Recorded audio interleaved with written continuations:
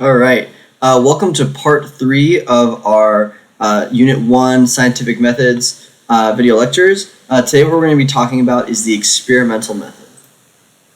So our experimental method, pretty simple, right? It is experiments, right?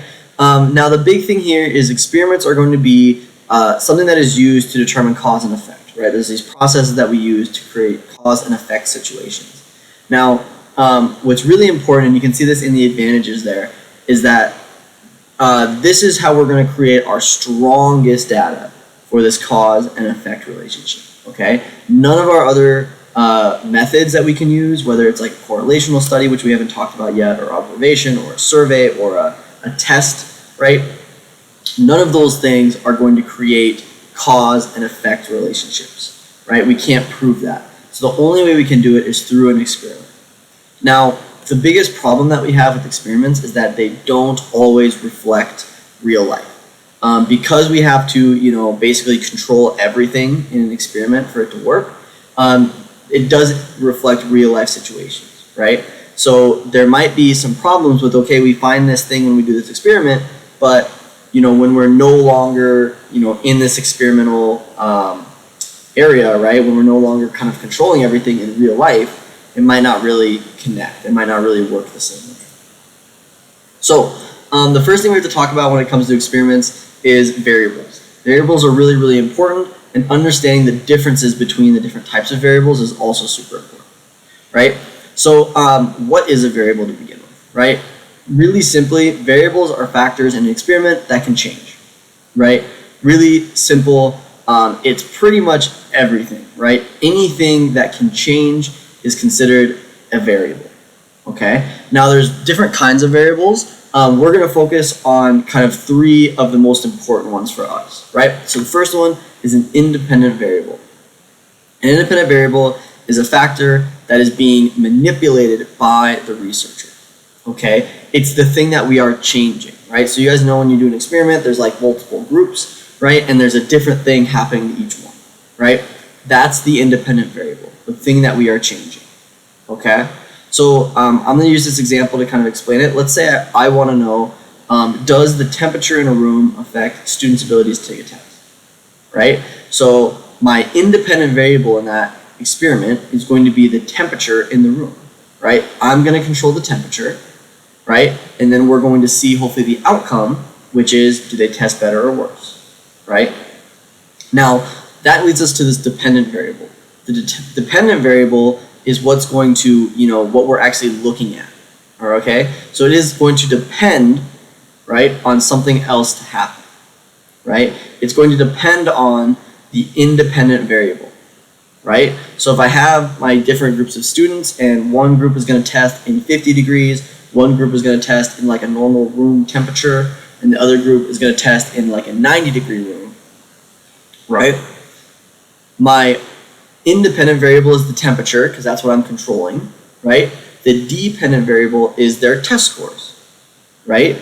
It's what's being affected, okay? So the independent variable is going to influence change in the dependent variable, okay? Now, that's going to lead us to what is called the confounding variable, okay? So confounding variables are a little different. Confounding variables are basically anything other than the independent variable, right, that can influence the outcome of a study, okay? Anything else.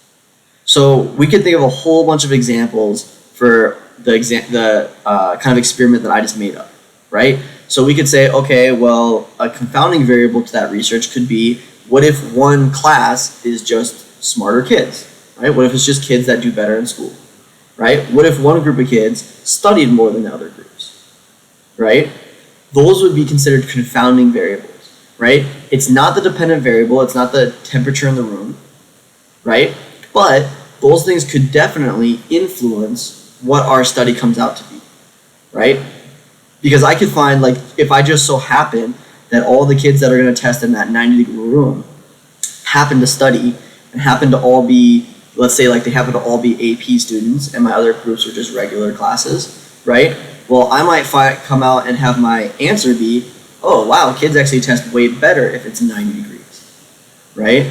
So again, what happened though is there's those confounding variables that can influence that outcome. Okay. Another example is right here, this map down here. So one thing we know is actually when we can look at things like the death rate in different states, right?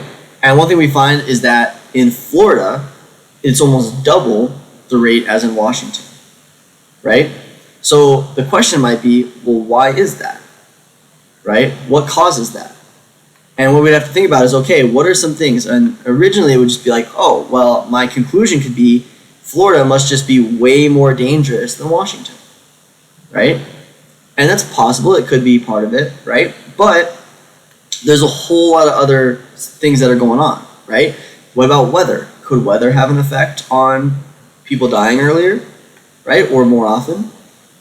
Could it have to do with the makeup of the population, right? So for example, what if in Florida, there's just a lot more elderly people than in Washington, right? If that's the case, well then that would kind of explain this information, right? So again, a confounding variable is anything that's not the independent variable that's going to affect the dependent variable, right? Now, a lot of what we're going to talk about basically the rest of this video is how do we try to get rid of the confounding variable, right? We want to control for them. We want to make sure that these don't affect the outcome of our study.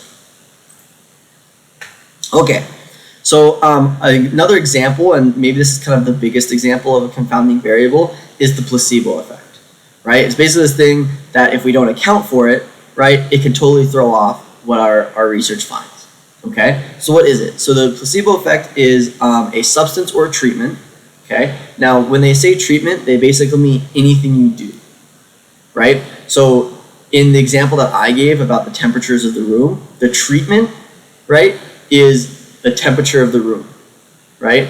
Or the treatment is also like taking the test, right? And it's the same test. The questions are the same, right? So that would all be considered treatment. Now, for it to be a placebo effect, this substance or this treatment, right, has no effect beyond our personal belief in it. Okay? So the simple example of this is a sugar pill, right? If we give someone a sugar pill, but we tell them, hey, it's going to help cure your headache, right? And their headache actually goes away. Well, it doesn't mean that sugar cures headaches. It means that because you believed me, right? Because you believed that that's the case, you actually had that happen, right? It caused it to happen, basically. The placebo effect is when someone feels or behaves differently because they believe they will experience an effect, right? So a really simple example is like if you go to the doctor, right, and they give you medication of some sort.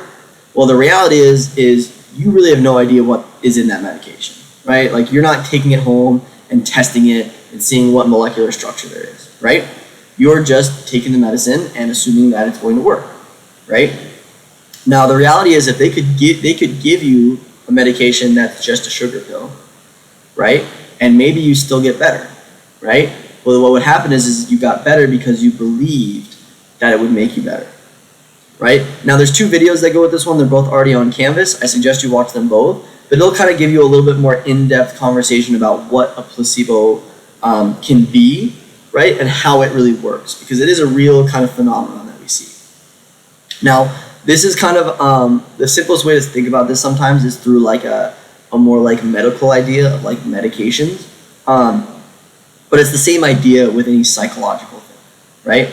But we want to make sure though then if we know that people's belief in something will change how they behave or what they experience, that's something we need to control for, right? Because we can't just have those things skewing our data.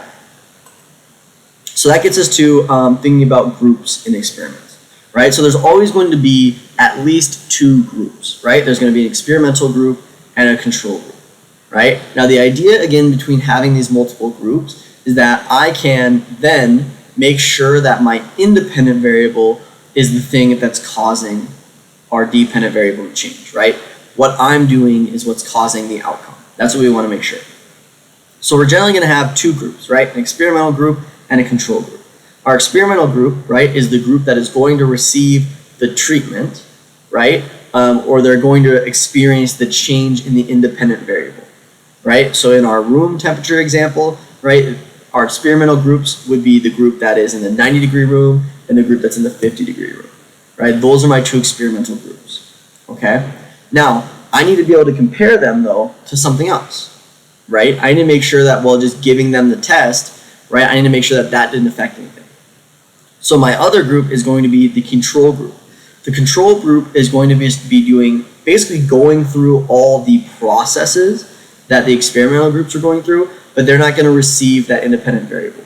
So they would take the exact same test that the other two groups took, but they would take it in a normal room temperature room. Okay? So again, the idea is now I can compare, right, my hot room to my regular room and my cold room to my regular room, right? And then I can compare and say, okay, this is what's causing, right, this increase in temperature or this decrease in temperature is what's causing the difference. Okay? Another example of that is kind of this image right here. So what this is showing, they did an experiment, and this was with like children, young kids, and they want to know, okay, does caffeine, right, affect hyperactivity, right? Does it make little kids hyper and active and do all that kind of stuff? So what they did is they got a bunch of kids, and they gave half of them a soda, right, with a bunch of caffeine in it, and half of them a caffeine-free soda, right? Now, to the kids, there's no way to tell the difference between, right? And this is where it's kind of important, right, is our control group is still going to go through all the stuff. So if your experimental group has to go to a lab, so does your control group. If they have to have a orientation, so does your control group, right? So they're still going to get a soda. It's going to look the same, right? They're going to be told the exact same thing.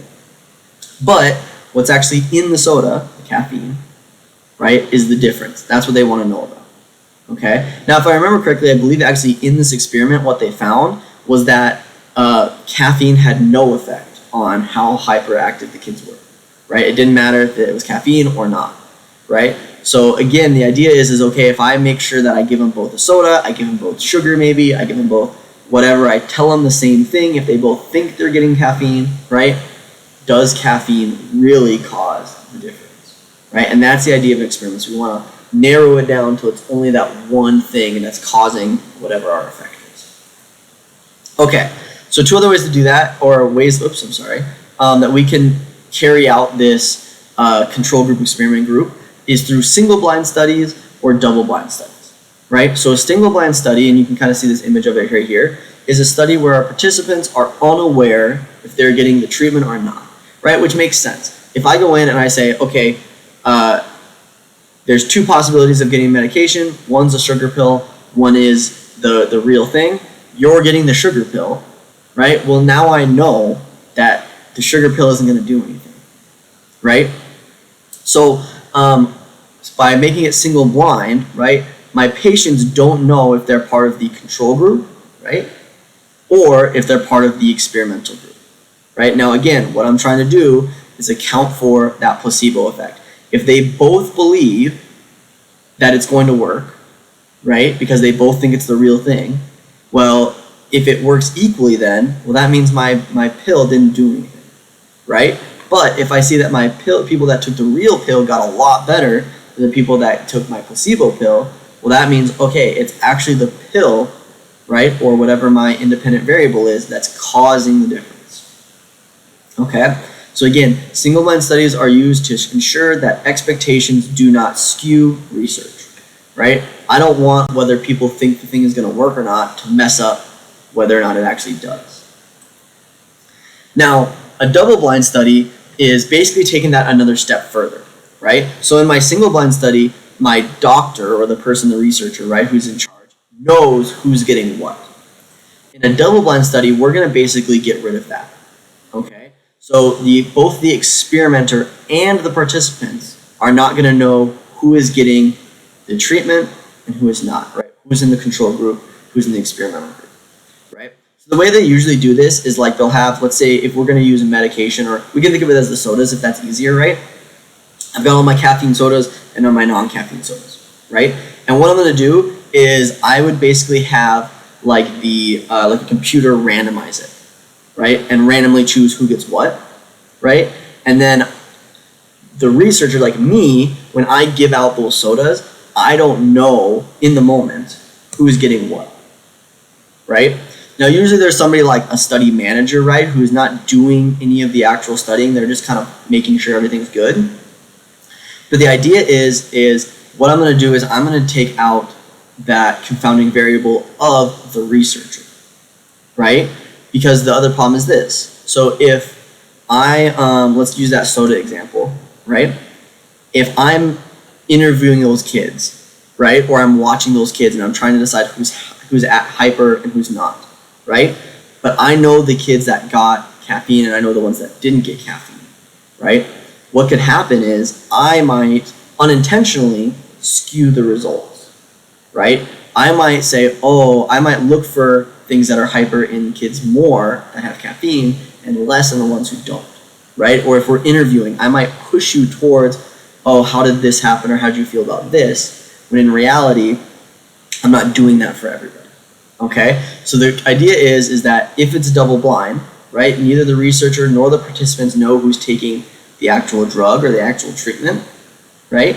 And because of that, there's going to be skewing from neither side. The doctor is going to treat everybody exactly the same because they have no idea who's got it or not.